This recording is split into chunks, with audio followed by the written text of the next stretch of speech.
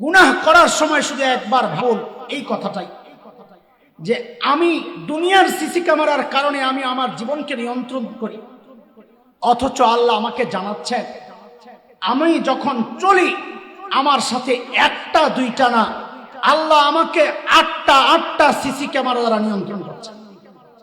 কয়টা কয়টা আমার চারপাশে কয়টা সিসি ক্যামেরা লাগানো?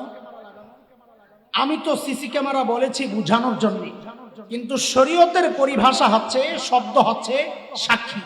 কি বলেন? কয় সাক্ষী? কয় সাক্ষী? গুনাহ করার সময় শুধু একবার ভাববো আমাকে কয়টা সাক্ষী পাহারা দিচ্ছে? বলেন কয় সাক্ষী পাহারা দিচ্ছে? এই সাক্ষীগুলো মুখস্থ করবেন। কেন?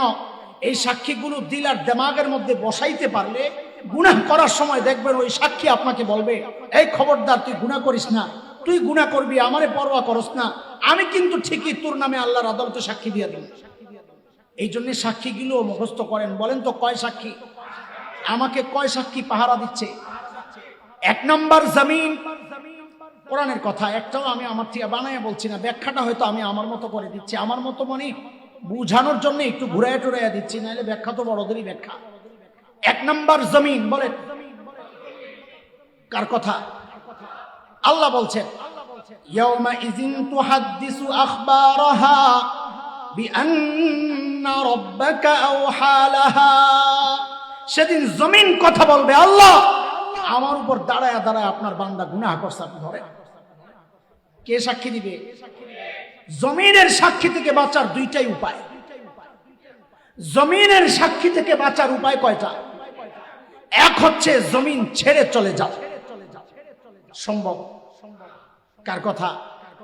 আল্লাহ বলছেন সূরা রহমানের মধ্যে, ইয়া মাশারাল জিন্নি ওয়াল ইনস ইন ইসতাতা'তুম আন তানফুযু মিন আকতারিস সামাওয়াতি ওয়াল আরদ ফানফুযু লা তানফুযুনা ইল্লা বিসুলতান।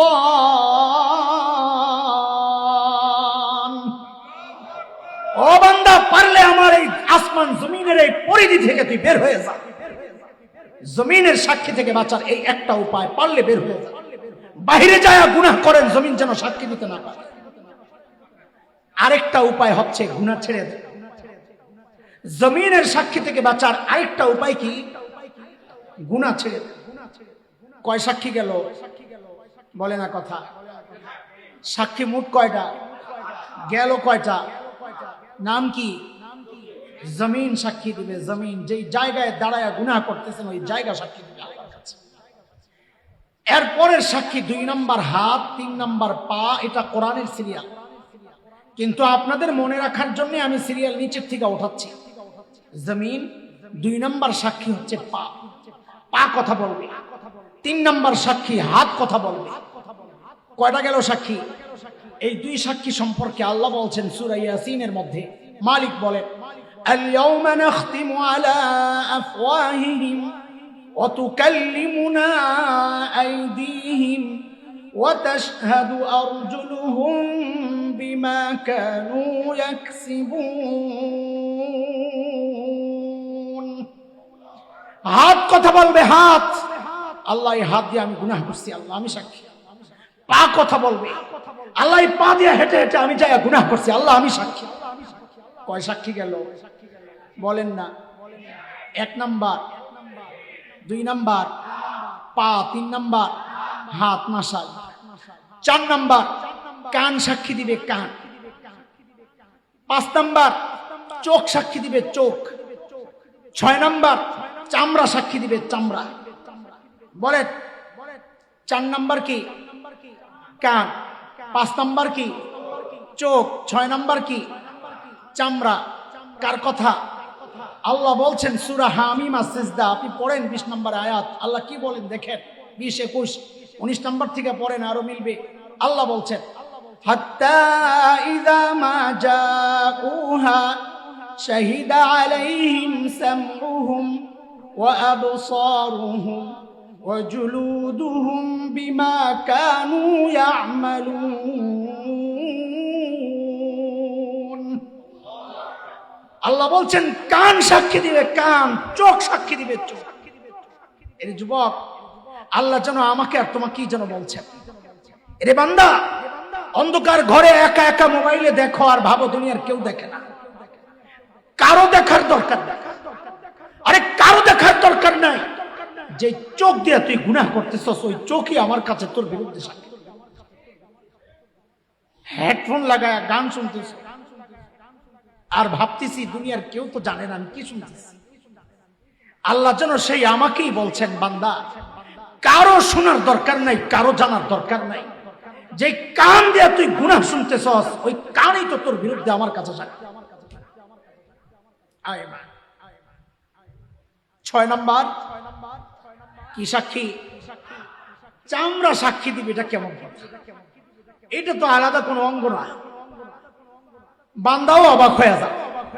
তো বান্দার চামড়াকে জিজ্ঞেস করবে, এর চামড়া তুই আমার বিরুদ্ধে কেন সাক্ষী দিবি? কোরআনের কথা, ওয়াকালু লিজুলুদিহিম লিমা শাহিদতুম আলাইনা ক্বালু আনতাকানা আল্লাহুল্লাযী আনতাকা কুল্লা শাই। চামড়া বলবে, চামড়াকে বলবে, আরে চামড়া তুই আমার বিরুদ্ধে কেন সাক্ষী দিবি? তো চামড়া বলবে, আমার কি দোষ? যেই আল্লাহ ওই পাকে কথা বলার শক্তি দিয়েছেন, ওই জমিনকে কথা বলার শক্তি দিয়েছেন, ওই হাত, ওই কান, ওই চোখকে কথা বলার শক্তি দিয়েছেন, ওই আল্লাহ আমাকেও কথা বলার শক্তি দিয়া তোমার বিরুদ্ধে সাক্ষী দেওয়ার হুকুম করেছেন, তো আমি কি করব? কয় সাক্ষী গেল? বলেন, 1 number, 2 number, 3 number, 4 number, 6 number, 5 number, 6 number, 7 number. 7 number হচ্ছে কিরামান কাতিবিন। কিরামান কাতিবিনের কথাটা বলার আগে একটা আপনাদের ভুল ভেঙে নেই। সমাজে এটা অনেকে জানেন, এমনটা ভুল এখানে নাও থাকতে পারে, এটা ব্যাপক ভুল। সেটা হচ্ছে, বলেন তো আপনারা কিরামান কোন কান্দে থাকে? বাম কান্দে। আর কাতিবিন কোন কান্দে? ডান কান্দে। এটা তো আরো উল্টে গেছে। আগে তো আমরা জানতাম, আপনারা বলতেন কিরামান ডান কান্দে থাকে, কাতিবিন বাম কান্দে থাকে। দোস্ত, কিরামান কাতিবিন কোন ফেরেশতার নাম না। এটা আমাদের সমাজে প্রচলিত একটা ভুল। কিরামান মানে সম্মানিত, কাতিবিন মানে লেখকগণ। কিরামান কাতিবিন মানে সম্মানিত লেখক ফেরেশতাগণ। এটা কারো নাম না। ডান পাশে যিনি আছেন তিনিও কিরামান কাতিবিন, বাম পাশে যিনি আছেন তিনিও কিরামান কাতিবিন। বুঝে আসছে কথা? বুঝেন নাই কথা? হ্যাঁ, এগুলো আমাদের বলার ভুল আর কি। কিরামান কাতিবিন কোনো ফেরেশতার নাম না, ডান বাম তো পরের কথা। এগুলা আমরা ব্যাপকভাবে ভুল চলে আসছে, আরো অনেক ভুল আছে, এগুলা আমি এই মজলিসে আর সেটা উঠাইতে চাই না। তো আমাদের প্রত্যেকের সাথে কিন্তু আল্লাহ ফেরেশতা লাগায় রাখছে। সূরা ইনফিতারের মধ্যে মালিক বলতেছেন, ওয়া ইন্না আলাইকুম লাহাফিজিন কিরামান কাতিবিন ইয়ালামুনা মা তাফআলুন। ওই ফেরেশতাও আল্লাহর আদালতে দাঁড়ায়া বলবেন, আল্লাহ আমিও সাক্ষী, আপনার বান্দা কি করছে আমি সব জানি। বাচ্চার উপায় নাই দোস্ত। বলেন আবার, 1 number, 2 number, 3 number, 4 number, 5 number, 6 number, 7 number. সম্মানিত ফেরেশতা লেখকগণ। হ্যাঁ, কিরামান কাতিবিন বললেই হবে, খালি নাম মনে করেন না, এটাই হলো চলবে। 8 নাম্বার হচ্ছে আসল সাক্ষী। 8 নাম্বার না জিব্বার কথা বলা বন্ধ। 8 নাম্বার হচ্ছে প্রত্যেকের আমল নামা। কি? প্রত্যেকের আমল নামা। আমি বললাম এটা হলো আসল সাক্ষী। দেখেন, এটা কোরআনের কথা না, এটা হাদিসের কথা না, যেটা আসল সাক্ষী। এটা আমার ছোট্ট মানুষের একটা উপলব্ধি। কারণ আমি লক্ষ্য করেছি, সবগুলো সাক্ষী আমি বারবার পড়েছি, বুঝার চেষ্টা করেছি, উপলব্ধি করার চেষ্টা করেছি। সবগুলো সাক্ষী পড়ার পর আমার উপলব্ধি হচ্ছে, সবগুলো বলার সময় আল্লাহর বলার ঢং ছিল একরকম। যেই না আমল নামার ব্যাপার চলে আসছে, আমি খেয়াল করলাম আল্লাহর বলার ঢংটা যেন কেমন একটু চেঞ্জ হয়ে গেছে, পাল্টায় গেছে। আপনারাও দেখেন সূরা কাহফের মধ্যে যেমন এক জায়গায় আল্লাহ তাআলা বলেছেন, নবী আলাইহিস সালামকে ডেকে মালিক বলেন, ওয়াউদিআল কিতাব ফাতারাল মুজরিমিনা মুশফিকিনা মিম্মা ফীহি ওয়া ইয়াকুলুনা ইয়া লাইতানা মা লিহাযাল কিতাব لا يغادر صغيرة ولا كبيرة إلا أحصاها আল্লাহ তাআলা বলেন নবীকে ডেকে, হাবিব আমার, আপনি দেখবেন বান্দার সামনে যখন আমলনামা পেশ করা হবে, আহারে আপনি দেখবেন অপরাধীরা ওই আমলনামা দেখে ভয়ে থরথর করে কাঁপতে থাকবে। কেন কাঁপবে? তার বক্তব্য থেকেই বোঝা যাচ্ছে কেন কাঁপতেছে।